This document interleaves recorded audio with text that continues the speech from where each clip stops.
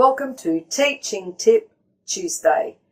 I would like to give you a little idea today that's brand new for me.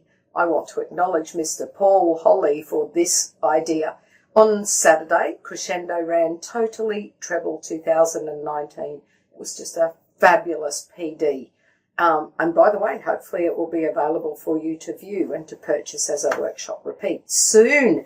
Keep an eye out for that. But anyway, fabulous workshop. Lots of ideas. And Paul went through with everybody just the basic conducting patterns and some of the tricky ones in there. And then he got us to do basically a dictation.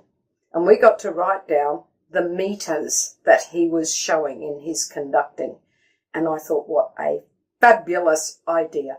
And I'm going to try this with my students because once they have 2, 3, 4 meter, and I do conducting as part of the practice for that meter. After you've taught 2, 4, I teach conducting.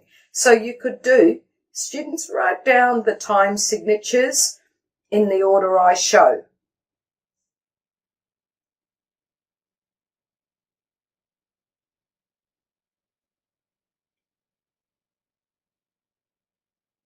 Something like that, repeat it a couple of times. They write it down. They could work in groups.